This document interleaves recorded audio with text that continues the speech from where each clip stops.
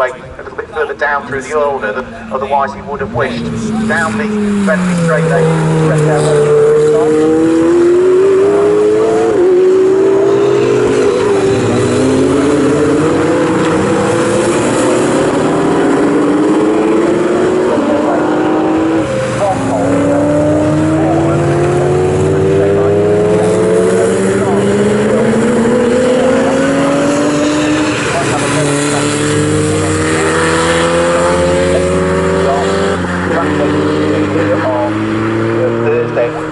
GT, I think, was their performance track day here, is certainly proving well. So through he goes, completes the first lap of the race. So Roy Millington leads, Nigel Jenkins second, Chris Griffin there in third position. Fourth place is going to be Stephen Scott Woody, that's supposed to be there in fourth position. The timing screen that was giving us a few troubles earlier on today appears to be sort of being rather lapsy-daisical again, and is finally, I think, starting to play catch-up. Yes, it is, but not with the order of cars that we were expecting, so I think we will ignore the timing screen for a moment and come back to it at the end of the lap potentially. After we've got the top three through, then fourth place, as I mentioned, is going to be Stephen Scott Dunwoody at the wheel of the BMW. Fifth place is still David Fenn, but David Fenn has got Chris Murphy at the wheel of that newer Aston Martin. Right behind him, we've seen Chris racing his car in the likes of Brit Car and in the GT Cup Championship in the past, and he's pushing hard to try and stay on the coattails of the Lotus, but needs to, because he's then got the slightly older shape Aston Martin, number 38 car, Dale Albert right behind him, who's coming under pressure from Locoman from just up the road at Brandon. A long-time Porsche racer, but used to be a BMW racer, did Pete Chalice. And then Pete Chalice has got the first of the Intermarque cars, not that far behind as well, which is going to be Rob Holliman. Rob Holliman, who certainly had the pace with the rest of the Intermarque Championship cars in qualifying.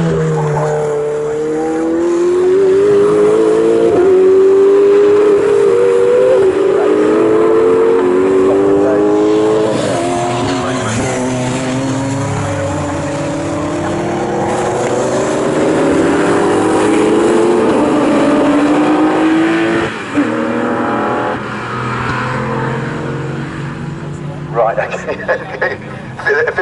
15 minutes there, but yeah, by all means, because Snowden joins in the top spot to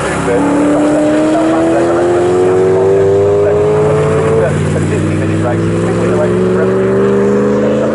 Exactly so, yeah, thank you, Mark. Yes, it's a bit loud. Sorry, I didn't do the wind, by the way, okay, fine, because I've gone over there. Yeah, so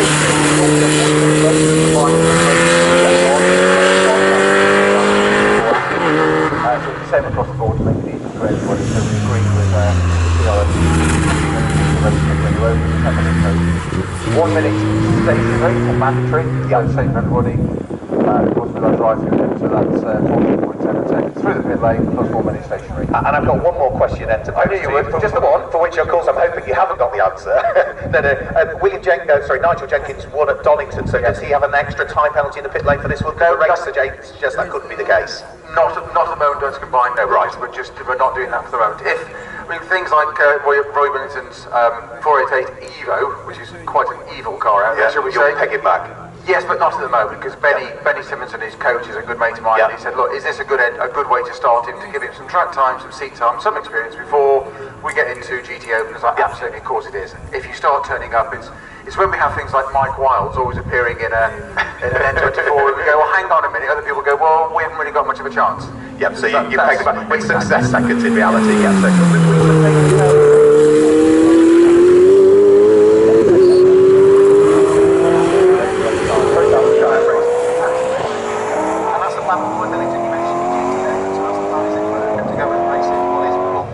reality is European champion, but I'll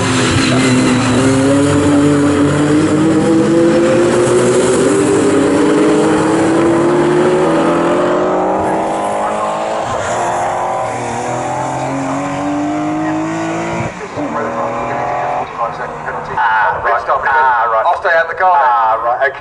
Obviously, because that's just only fair to something like Benny's category or Benny's level. You've got to consider it. Absolutely.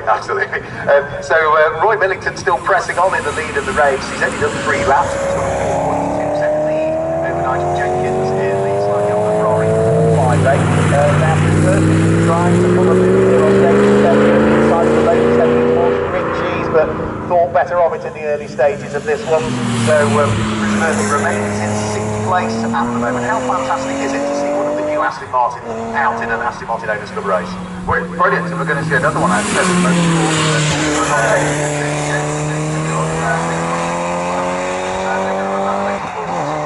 Certainly at the final round, which is end of October, beginning of November at the Formula Ford Festival. Yeah. They're bringing it out, and they're putting somebody called Turner. Darren Turner. Is it Darren Well, Turner? Darren's been racing. He's done a bit in Aston, apparently. Yeah, a bit over the years. By the way.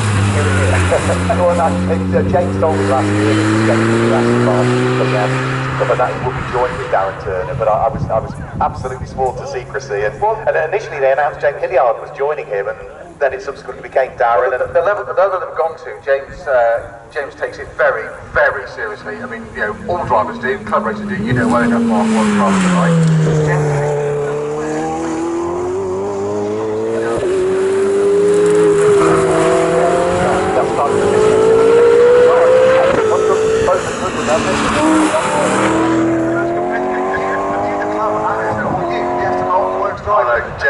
Definitely him. James is hugely competitive, hugely in competitive. Everything, yeah.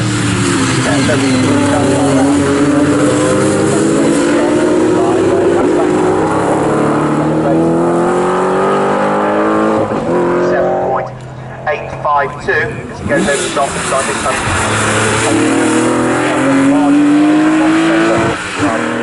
5.4 second advantage at first and second. Jenkins, though, in second place, just set his best individual lap of the race. But he's 5.4 seconds off the lead of the race. Further 6 seconds back off that is Chris Griffin at the wheel of his Aston Martin. But look at the fight that we've got going on for 4th at the moment.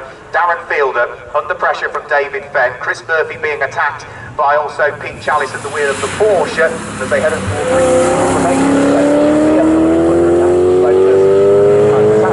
from Aston Martin, and the Porsche in there as well. And that's the good thing that we've seen with Aston Martin racing, in particular Intermarque over the years. It's such a variety of cars, but it's nice to see this variety in the likes of Challenge now as well. Well, that's you said exactly what I was thinking. Seeing that Intermarque, 4 different marks there, and of course Dale was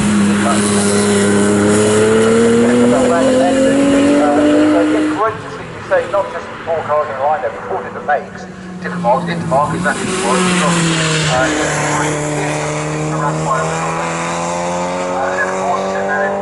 I'll go this way, that way, whichever.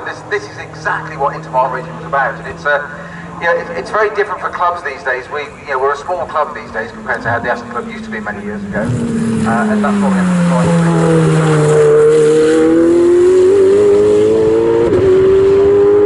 It's really good to see people coming out and saying, "Let's go the bottom line." I did say, shall we?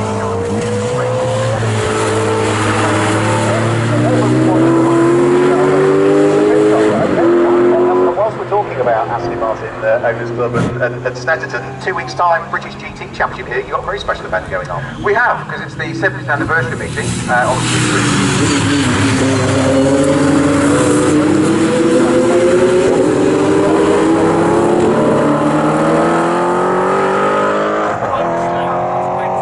a 20-minute grid, and we're having what we call the pre-war team challenge and the 50s cars. So very evocative of that time.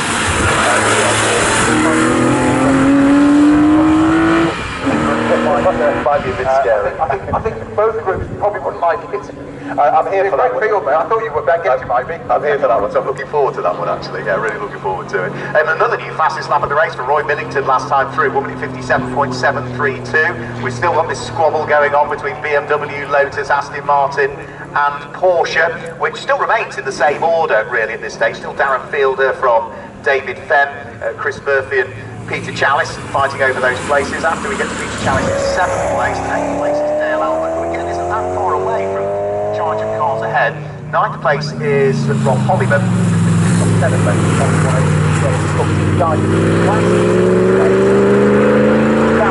is the overall leader, Roy Millington, leading the GT4 charge at the moment. The GT4 Challenge competitors is the car in 3rd place, which is Chris Griffin. And the leading Intermarque car that we have at the moment is the number 9 car in the 9th position, which is Rob Hollywood.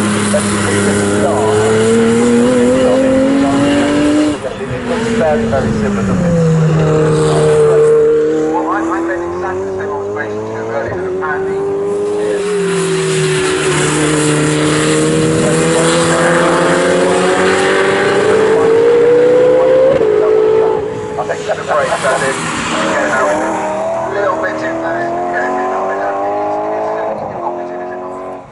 fantastic. It looks fantastic. Yeah, it really does. Did he have John on the phone then, suggesting that maybe he changed the colour? Right. Okay. Yeah. Okay. I do like the other Chris's one, the new one in all black as well. It does look very stealth. It does look very nice. Yeah. I did suggest it call it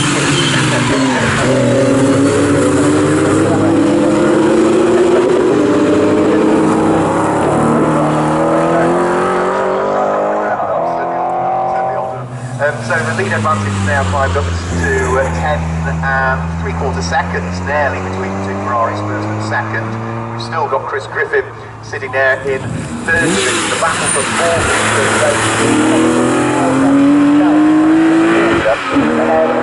to Ashley Martin, so that means that Pete Chalice now joins the top six for the first time in this race, and Chris Murphy is down into 7th place, and now Pete Chalice is starting to attack David Fenn for another position, but David Fenn at the wheel of the lighter Lotus is always going to break that little bit later and therefore hangs on to the place. It's that famous thing, isn't it, Mark, with David and Goliath on the track there. Porsche got the power, but bigger and heavier, gets the grunt down the straight, can get up the inside, the Lotus could just turn in, because it's going to go down the race, because there's no weight to stop, is there? And what is interesting, actually, Mark, is I had a message from Paul White, co-driver with David Fenn's car at Lotus, saying,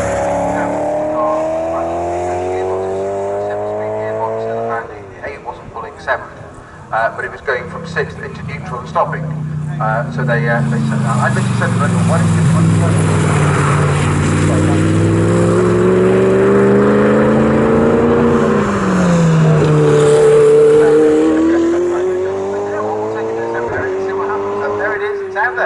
it's out there, and it's gaining places as well, because it's just Agostini got on the inside of Darren's field.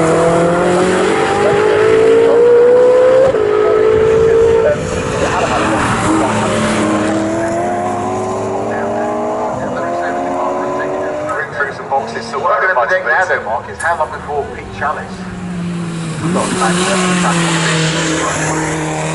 well, Pete Chalice is now. No, definitely not. Definitely. Maybe on a thing.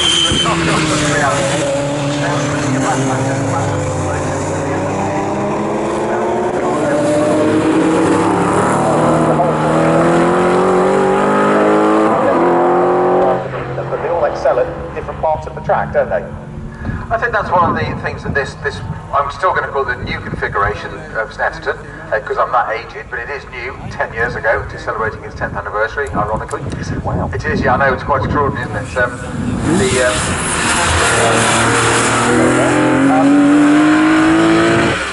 One of the things it has brought about is that, you say, it's very technical, this infield that they've added, and Peter Chalice has just got past the BMW there.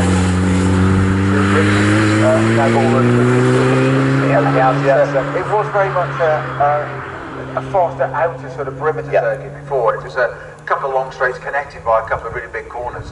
Now you've got this very technical infield, which is, as you say, can suddenly play into the hands of something like the Lotus, where it's light and nimble, it's got no weight to stop, it hasn't got much power out of the corners, it doesn't matter, it's all about momentum. Yeah, where driver can use it differently. Whereas the old circuit was all about grunt, wasn't it, with the big long straights, and the fast corners. So Pete Chalice now another place gain, that puts him up into 5th position.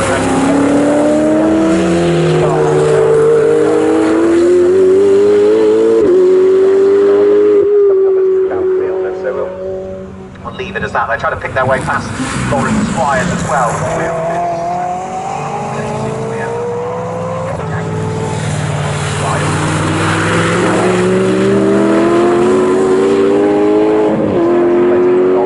Plenty of experience. If it stays out of harm's way, lets the quicker cars go through, and there'll be another quicker car he'll have to let go through before too much longer, which will be Dale Albert. Now the pit window is open. Now for those that are sharing the car, largely I'd imagine they're coming in the middle of the window. What is that?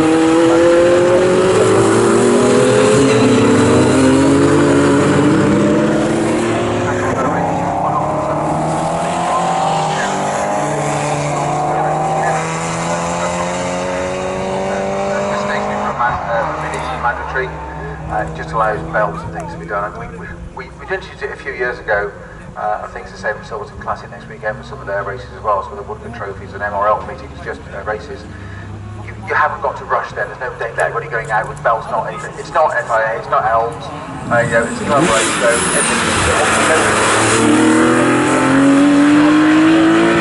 can't do under an hour with some of the other cars. We can, the GT4 has been, of course, because it's built that way. It's a current, current there. I think actually they're 10 hours. I actually was involved in the beginning of the GT4 Aston program when it was called an N24 originally, and one of the very first ones, and I forgot we ordered it in 2006. Wow. I was in the angle, it's 15 years ago. Scary, delivery in 07, you suddenly say it's a dated car now, so hopefully the values will start going up and they'll become clashes and we have them in Aston strike races there. We've started to get a few cars heading towards the lane, not Polly when he's in, but also spotted out there.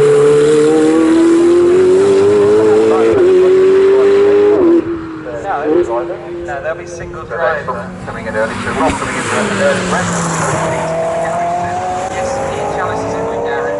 Just to let you know, David Fielder is waiting to get into the M3 zone.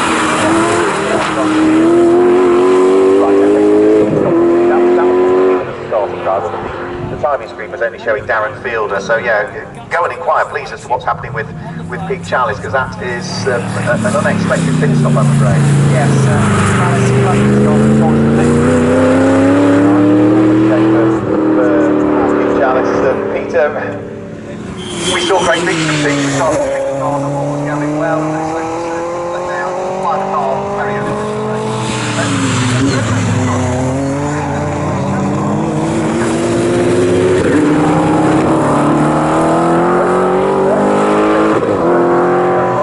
Back out the just after here you go to Mallory Park next, don't you? Entirely different circuit. Yes, very different. We're not doing 50-minute races. I say 50 minutes round Mallory Park. So it's like riding your bicycle around your sunny station.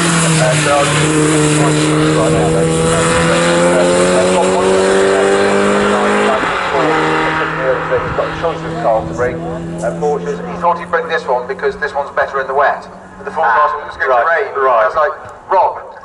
He didn't have the seaweed out, did he? I don't know what forecasting app you're using, but you've got the wrong app and you brought the wrong car. So Mallory, it's sort of, two shorter races. Silverstone, you're back to this format again on the national circuit there? Yes, it should be there. And then, of course, we have also the final round at the Formula Ford Festival in late October. I think it's October 31st. October 31st, yeah. Yes, that weekend.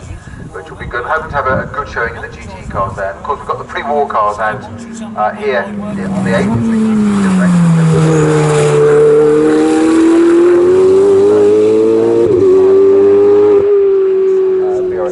Obviously running in force organised.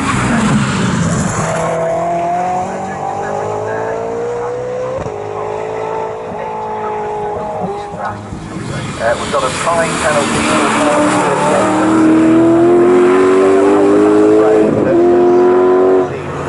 Slap on the back of the thing.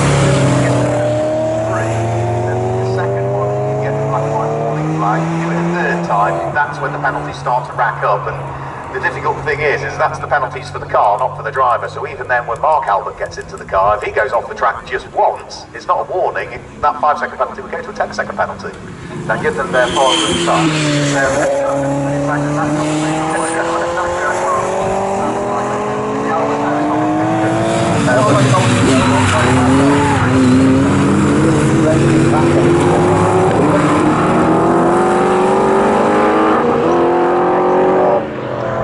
Nelson, and at the exits of Murray's there are sensors on the curb lines, and you go beyond the curb line, it takes a photograph of your car, and it's very difficult to argue your case otherwise, isn't it, with this photographic evidence. So, do you think Jonathan can introduce a speed awareness course or a track limits course? I mean,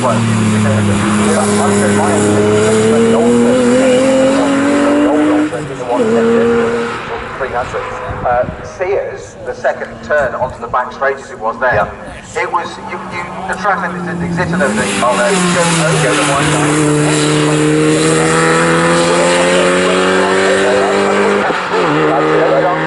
What they have to do is also pit during this race, and we've got 3 more that are in. We've got the Porsche 928 is in, which is Adrian Clark. We've got, more importantly, Nigel Jenkins in, and Chris Murphy is in at the wheel of the Aston Martin. So Adam Weller is down there just in place. Third for any driver down there at the moment. It looks like plain sailing among the 3 who are in, or now 2 that are in, as the 458 Ferrari heads back out onto the circuit. Meanwhile, the Porsche 928, that car was being worked on fairly heavily between qualifying and the race, but they look happy as well, just adjusting some tire pressure.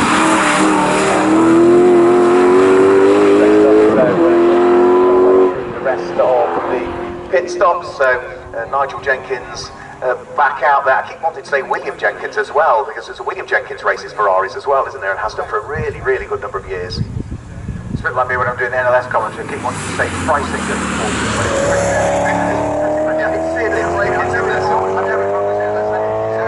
Why do I keep doing that? Yeah.